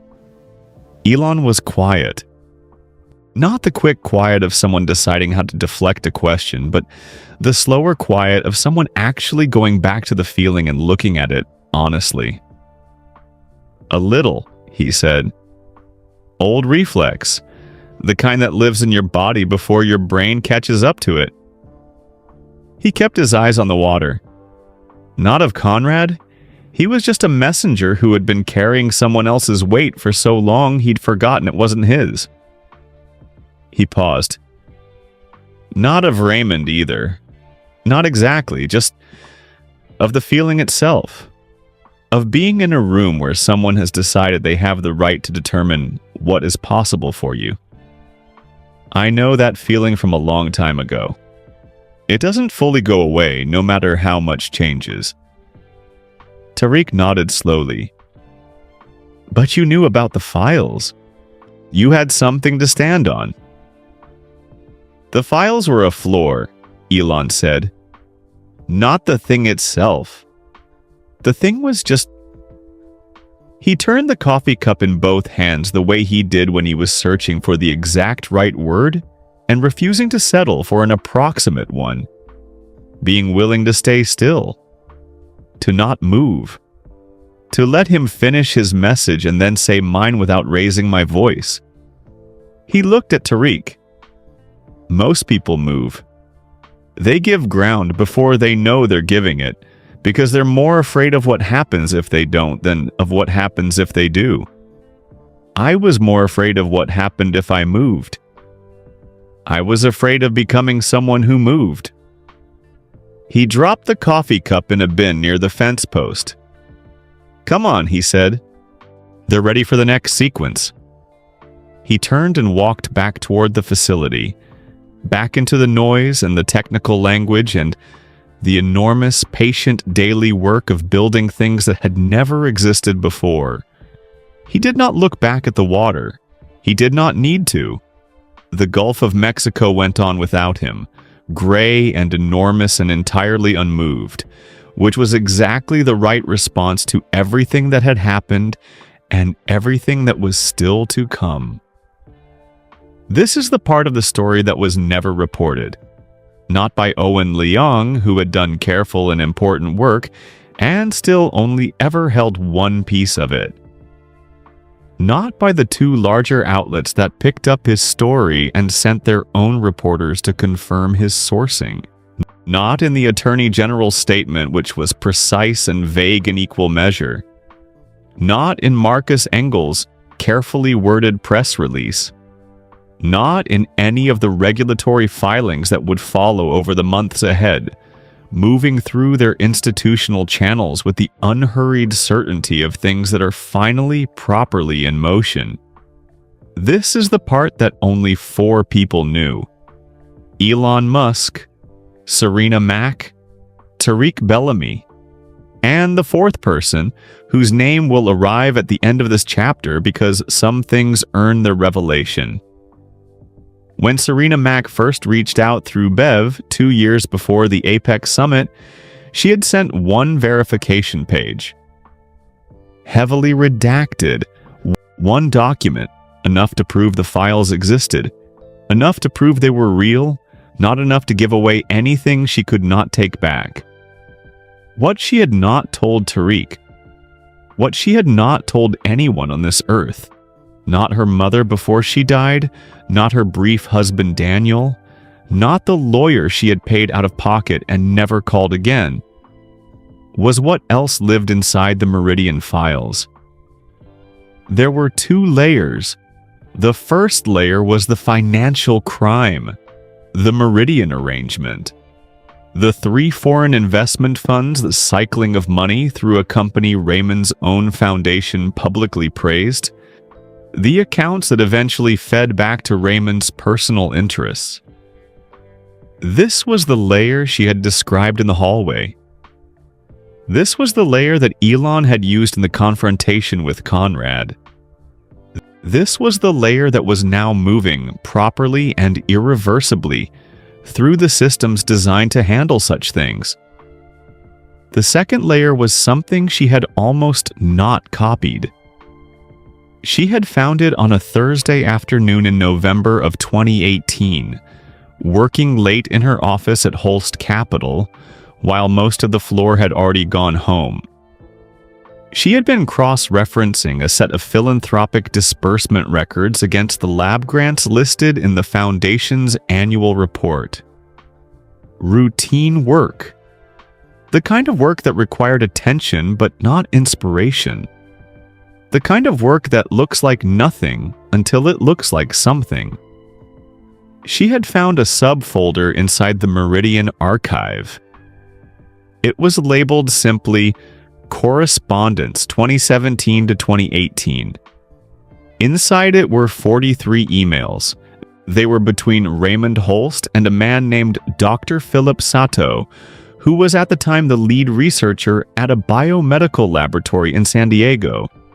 The lab was called the Sato Institute for Neurological Study. It had received 3 grants from the Holst Capital Foundation over 4 years. Significant grants, the kind that appeared prominently in the Foundation's published materials, accompanied by photographs of Raymond shaking hands with Dr. Sato and language about the urgent importance of neurological disease research and the Foundation's commitment to protecting the most vulnerable members of society. Serena had read all 43 emails in one sitting. When she finished, she sat very still for a long time. The emails discussed a project called Lighthouse. The language in the emails was careful. It was the careful language of 2 people who knew they were writing something that should not be written down, and who had convinced themselves that careful language was the same as safe language. They used phrases that bent around the thing they were describing without ever quite landing on it. They spoke in suggestions and implications and the kind of shorthand that makes perfect sense to the 2 people writing it and looks innocuous to anyone else. But Serena was very good at reading numbers and structures and the shapes that things made when you looked at them from far enough away. She could see the shape. Lighthouse was not a neurological research project. The trial participants, elderly people mostly, recruited through hospital networks and community outreach programs, people who had early signs of memory trouble or attention difficulty, people who wanted to contribute to science in whatever time and capacity they had left, had consented to neurological studies. They had signed forms. They had sat in rooms with researchers. They had done cognitive tests and filled out questionnaires and given their time and their trust to an institution that had told them their participation mattered. What they had not consented to was what Lighthouse was actually collecting. The emails suggested, not proved, not yet, but suggested with the weight of 43 careful messages across 18 months, that the behavioral and cognitive data being gathered from these participants was being structured, packaged, and made accessible in ways that went far beyond the stated research purpose. The buyers referenced in the later emails were not medical institutions. They were not universities or pharmaceutical companies or any other entity that belonged in a conversation about neurological health. Raymond had known. The emails made that clear. He had not merely allowed it, he had shaped the terms of the arrangement. He had asked specific questions about the data architecture and the anonymization process and the delivery format. The questions of someone who understood exactly what was being built and wanted to make sure it was being built correctly. The lab had been dissolved in the spring of 2019. Dr. Sato had retired quietly to a house in Portland, and as far as anyone could find, had not spoken publicly about his research in the years since. The trail by the time Serena was sitting in her late-night office reading 43 emails was already going cold. She had copied everything. She had not known what to do with it. She had closed her laptop, put on her coat, and taken the long way home. She had walked for 40 minutes in the cold November dark, thinking about the people in those trial groups, about what they had believed they were doing, about the specific cruelty of taking someone's trust and turning it into a commodity without their knowledge, without their permission, without even the decency of knowing that it was happening. She had cried once in the stairwell of her building before she went upstairs. Then she had stopped because crying was not useful, and she needed to be useful. She had kept the files, both layers, and she had told no one about the second one. Not for 9 years. 2 weeks before the Apex Summit, she had called Elon directly. Not through Tariq. Directly. Because what she was about to say required that there be no intermediary, no buffer, no version of the conversation that could be softened or reframed in the translation between one person and another. She said, "There is something else in the files. Something I have not shown you. I need you to know about it before this goes any further." Then she told him.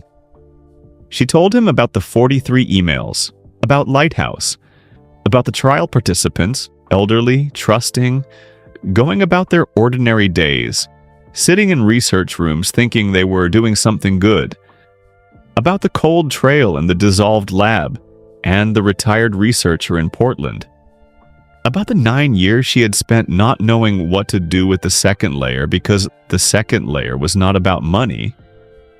It was about people. Elon listened without interrupting. This was one of the things she had come to understand about him over 8 months. That when something mattered, he became very still and very quiet. The way deep water is quieter than shallow water. When she finished, the silence on the line lasted long enough that she checked twice to make sure the call had not dropped. Then he said, "How certain are you that it is what it looks like?" 70%, she said. Maybe 75. The emails are real. I have read them many times, but the interpretation, the shape I'm seeing, that is mine. I could be wrong about the degree of it. The people whose data was involved, he said. Do we know who they are? The trial groups were anonymized in the public records, but based on the dates and the lab's stated recruitment populations, she stopped for a moment. We are talking about people with early-stage memory and attention conditions. Older people. People who trusted the process. Another silence. Longer this time. Okay, he said. What does okay mean? It means this is not the same situation as the financial fraud. His voice was quiet and very focused. The Meridian arrangement was about money and power and Raymond protecting his own position. This is different. If Lighthouse was what it looks like, then the harm here is not to institutions. It is to specific human beings who sat in research rooms and believed they were being cared for. Yes, Serena said. That is exactly why I did not tell you before. A pause. Why tell me now? He asked. Because I have been watching you for 8 months, she said. And I believe you understand the difference between a weapon and a responsibility. I did not believe that when we first spoke. I was not sure I believed it 4 months ago. I believe it now. She paused. I needed to believe it before I handed you this. He did not say thank you. She had not expected him to and would not have known what to do with it if he had. He said, Send me everything, all 43 emails, every document in that subfolder. I will have it reviewed by people with no connection to any of this. No connection to me, no connection to Raymond, no connection to the summit or anything surrounding it. We will not move on it without evidence that goes beyond the emails. We will not use it against Raymond unless there is no other path to protecting the people who were harmed. He paused. But if Lighthouse was real, if those people were used without their knowledge, then they have a right to know that someone found out, that someone decided they were worth protecting, that it did not just disappear. Serena sat with that for a moment. All right, she said. She sent everything. At the Apex Summit in the backstage hallway, when Elon had said the words Meridian Files to Conrad Voss, he had said only the financial piece. He had held Lighthouse completely back. Not because he doubted it. The review of the emails that his independent team had conducted in the weeks before the summit had confirmed enough of the shape to warrant serious action. He held it back for the same reason Serena had held it for 9 years, and the same reason she had waited 8 months to tell him. Because it was not a weapon. It was a responsibility. And responsibilities require something that power almost never allows for. Time. Care. The patience to do a thing correctly, even when doing it quickly, would feel more satisfying. 6 weeks after the Apex Summit, the private investigation firm completed its preliminary review of the Lighthouse correspondence. The memo was 4 pages. The language was measured and precise and made clear that what had been found was serious enough to warrant formal investigation and specific enough to give that investigation somewhere concrete to begin. Elon read it alone on a Tuesday morning. Then he made a call to the director of a federal oversight body, a woman who had held her position for 7 years and who was described by the people who worked for her, without irony and with something close to affection, as terrifyingly thorough. He said, I have something that needs your attention. She said, send it. He said, I need the people who were affected to be treated as the priority, not the institution, not the legal architecture of the case. The people. A pause on the line. That is an unusual request from someone submitting information. I am not putting a condition on your investigation, he said. I am telling you what I care about. You run the investigation the way you see fit. I just want you to know what I care about. Another pause. Shorter this time. Okay, she said. Send it. He sent it. The investigation moved the way real investigations move. Slowly, carefully, largely out of sight, building a structure from the ground up rather than from the headlines down. There were no dramatic courthouse moments. There were no press conferences. There were months of document review and interviews conducted in quiet rooms and institutional processes, doing their proper, unglamorous work. But it moved. Steadily. In the right direction. 6 months after the summit, on an ordinary morning in Reno with the sun coming through her kitchen window, at the angle it came through in November, Serena Mack received a message from Tariq Bellamy. It contained 4 words: "It's in motion." He kept his word. She read the message twice. She set her phone face down on the table beside her cooling cup of tea. She thought about a Thursday night in November 2018, standing in a stairwell crying once before stopping because crying was not useful and she needed to be useful. She thought about a gray, fireproof box behind a pair of winter boots, carried in her own hands across 2 cities over 9 years. She thought about 43 emails between 2 men who had chosen their careful language over other people's trust. She thought about the people in those trial rooms. Older people with early memory trouble sitting in research chairs doing cognitive tests, believing they were contributing something, believing they were cared for. She picked up her tea. She looked out the window at the ordinary November morning. She thought of Conrad, somewhere in Ohio, and hoped he had gone to see his sister. She thought of Raymond, who had called her 3 weeks after the summit. A short, uncomfortable call. The call of a man who did not yet know how to have the conversation he was trying to have. And found that she did not hate him. Did not forgive him either, not yet, maybe not for a long time. But did not hate him. That felt like something. She finished her tea. She had work to do. She went to do it. There is a story that gets told about power. It goes like this. Power is a destination. You work toward it through years of sacrifice, of early mornings and late nights and relationships you let thin out because there is only so much time and you have decided how to spend yours. You reach it. And once you have it, you are safe. The world cannot touch you.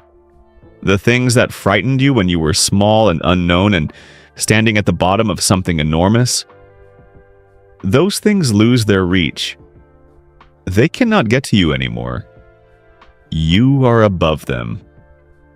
Raymond Holst had believed that story for 42 years. He had believed it with his whole body.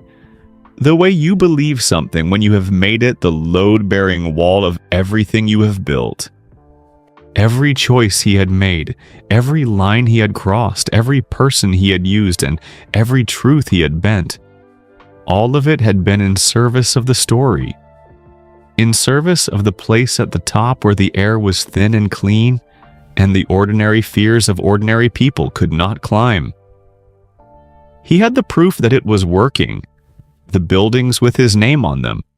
The calls returned within the hour from people who did not return most people's calls.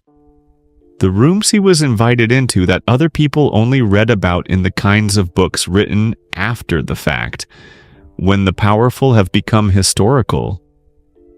For 4 decades, the story had seemed not just true, but obviously true, self-evidently true, true in the way that things seem true when you have surrounded yourself with people whose livelihood depends on not questioning them. What happened in a backstage hallway in Austin, Texas, at 8 minutes before 8 p.m. on the final night of the Apex Technology Summit, was the story falling apart. Not because of the Meridian files, not because of a woman with a gray fireproof box in the back of her closet, or a lawyer on his knees on a concrete floor, or an investigation moving through institutional channels toward its slow and careful conclusion. Because of a man who simply would not play the game, who stood still when the game required him to move, who refused to be afraid of the costume when he could see the man inside it. That was the thing that had undone 40 years of architecture in 47 minutes. Not power meeting power. Just one person deciding that enough of his life had already been organized around other people's fear of powerful men, and that tonight was not going to be one more entry in that column. Elon Musk was not a saint. He had never claimed to be and would have found the suggestion embarrassing. He had made decisions throughout his life and career that had cost people things they should not have had to pay. He had said things that were wrong and known they were wrong and said them anyway because he was, in certain moods and moments, capable of the specific carelessness of someone who has spent too long in rooms where no one pushes back. He had an ego that operated at a scale most people would find genuinely exhausting to be near. He was not the hero of every story he appeared in, and he knew it. And on his better days, that knowing kept him from becoming something worse. But in that hallway, on that night, with Conrad Voss standing 2 feet away carrying 12 years of someone else's fear and calling it authority, Elon had done something that was simple and rare and genuinely hard. He had refused, not with volume, not with spectacle, not with the kind of dramatic confrontation that makes good footage and gets remembered as a moment. With stillness, with the quiet, load-bearing refusal of a person who had decided long ago what they were afraid of and what they were not, and who was no longer willing to let anyone else make the decision for them. That refusal had moved through the people in that hallway like a frequency. Through Conrad, who had felt the floor shift under 12 years of certainty. Through Raymond, who had watched from the shadows and felt shame arrive for the first time in decades. Through Serena, sitting in a prep room with a box finally set down. Through Tariq, who had offered extra security and been told no and had understood later exactly why. It had moved through all of them, and it had changed the shape of things. That is what power actually is.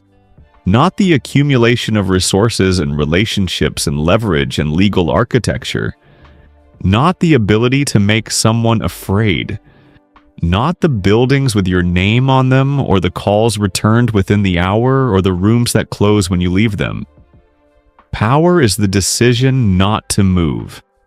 Power is knowing the difference between a weapon and a responsibility, and choosing accordingly even when the weapon is right there in your hand, and using it would be faster and more satisfying, and would make a better story.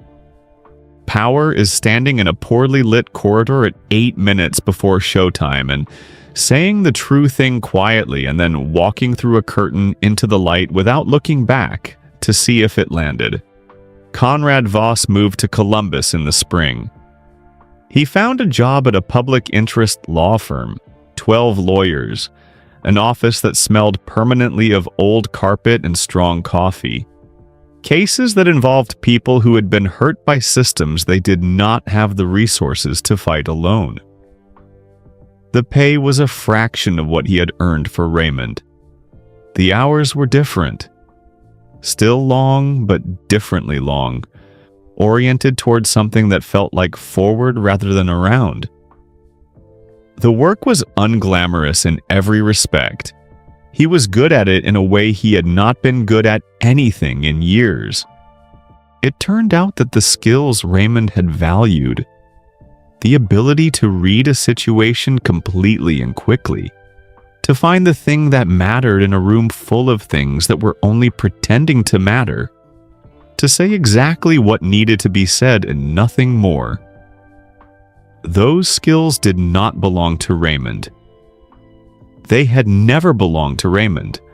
They belonged to a kid from Columbus who had developed them long before he ever walked into a private dining room in Washington.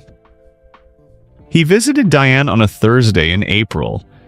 She had made pasta, the simple kind, nothing impressive, the kind of dinner that communicates, "You are family, there is no performance required here." He had sat at her kitchen table and eaten 2 full servings and talked for 4 hours. About their parents. About the choices you make when you are young enough to believe that choosing the most powerful option is the same as choosing the best one. About the specific and unexpected relief of being entirely nobody in a mid-sized house on a mid-sized street in a city you once could not wait to leave. He called it progress. Diane called it coming home. She was right, and they both knew it, and neither of them said so directly because that was not how they talked, and that was fine. Raymond Holst did not go to prison. The Meridian investigation resulted in a substantial financial settlement. The kind of number that appears in court documents and financial press and means something different depending on whether you are the one paying it or the one reading about it. Raymond was required to step back from active management of Holst Capital Partners. The philanthropic arm was restructured under independent oversight, which meant that the parts of it that had been real, and some parts had been real, had funded genuine things, had helped people who needed helping, could continue under people who were not Raymond.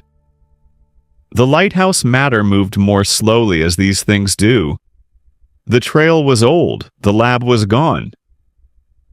Dr. Philip Sato remained in Portland and had, through his own attorney, submitted a cooperation agreement that was careful and partial, and exactly as forthcoming as a man trying to protect himself, while also trying to be, in the end, less terrible than he had been. Raymond cooperated fully. This was not nothing.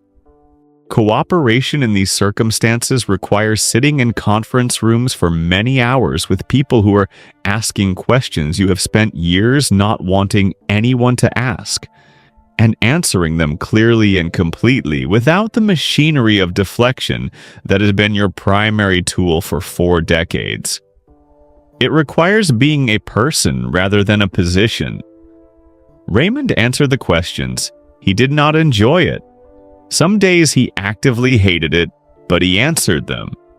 In September, he began seeing a therapist named Dr. Bettina Cross, whose office was in a brownstone in Washington, D.C., and who had a quality that Raymond found simultaneously maddening and essential. She did not treat him differently because of his name. She did not soften her observations because he was Raymond Holst. She did not add an invisible cushion between the truth and his face. He talked about Nebraska, about his father's jacket with the flower dust, about the photograph on the nightstand that he had carried through 40 years of hotel rooms without once, until the Austin morning, really looking at it. About what it had felt like to watch a man he had broken stand back up in a hallway and ask him a question he could not answer. Dr. Cross listened. She asked small, precise questions. She did not tell him what to feel or what the feelings meant, or what he should do with them. Raymond found this infuriating. He kept going back. That was its own kind of progress. Dr. Adazi Nwosu published a paper 8 months after the summit. It was about what happens to the human brain under prolonged high-stakes conditions. About the cognitive cost of operating for years in a position where the people around you are too afraid or too dependent to tell you the truth. She called this cost the isolation tax. The paper was careful and well-sourced and made its argument in language that was precise enough to be credible and clear enough to be felt. She did not name anyone, but she mailed a copy to Elon Musk with a handwritten note on a small card that said only, "I thought you might find this familiar." He wrote back 3 days later. 2 sentences only in his characteristic style. No greeting, no sign-off, just the words. It was, "Thank you." She read the 2 sentences standing at her kitchen counter on a Tuesday morning in Lagos, and then she went and pinned the card to the corkboard above her desk. Between a photograph of her mother and a page of equations she had been trying to solve for 6 months. She looked at it sometimes when the work was difficult. It helped. Tarek Bellamy received a message on an ordinary Wednesday that told him his compensation was being increased significantly and immediately because it should have been increased some time ago and had not been. He stared at the number for a moment. Then he called his mother in Detroit, because that was what he did when something happened that required the perspective of someone who had been watching him his whole life and loved him without condition.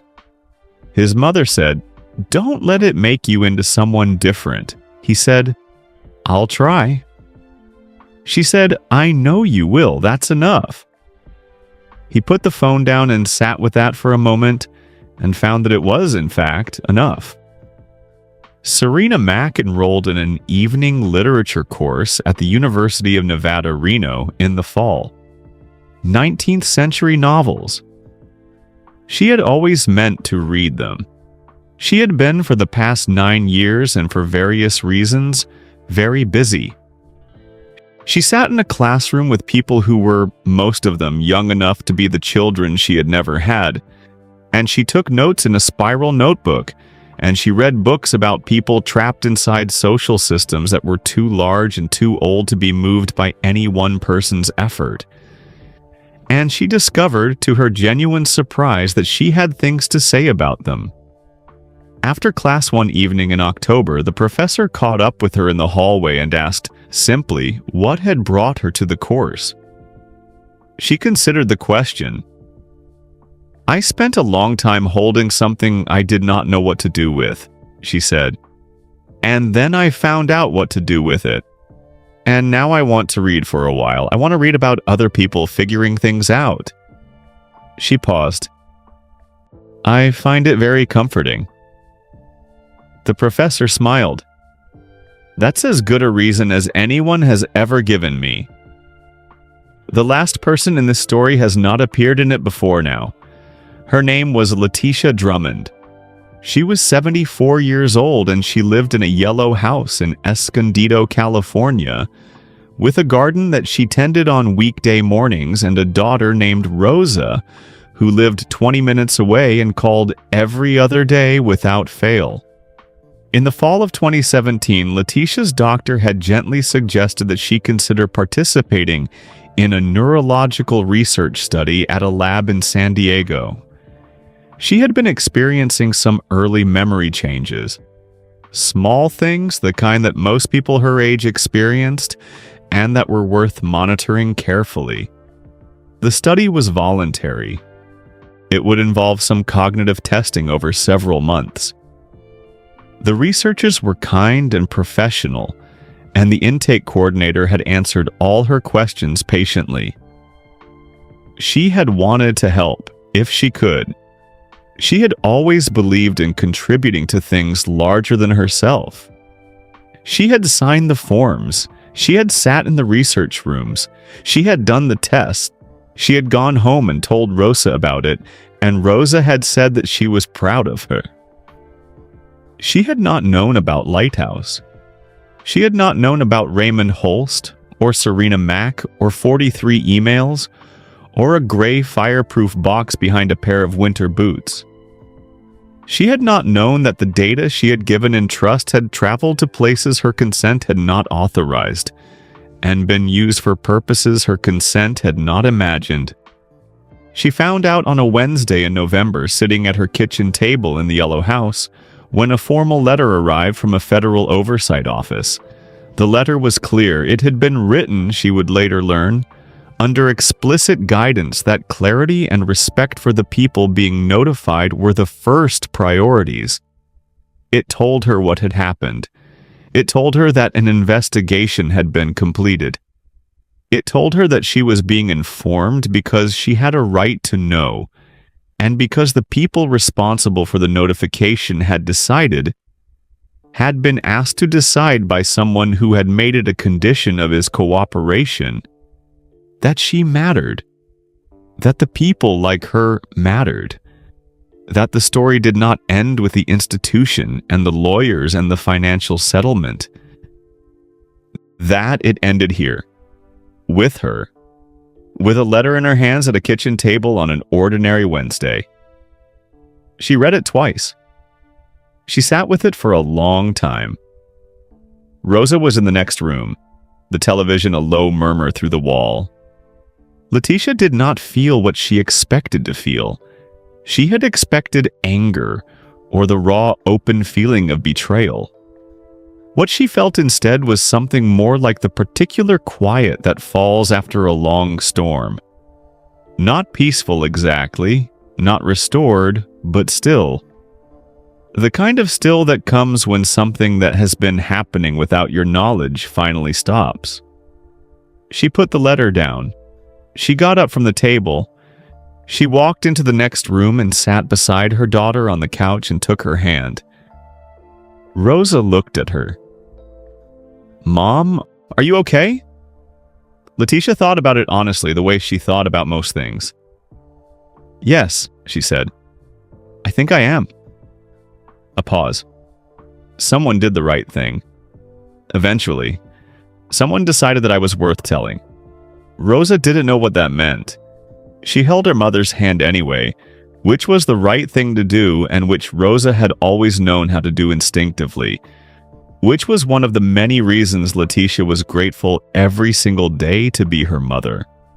Outside the window, the November sky was doing what California November skies do, going from pale gold to deep purple to the specific dark that is different from every other dark, faster than you expect, as if the light has somewhere else to be.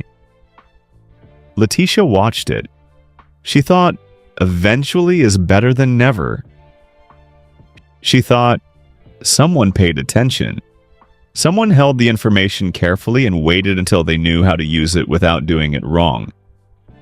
Someone decided that I mattered enough to be told.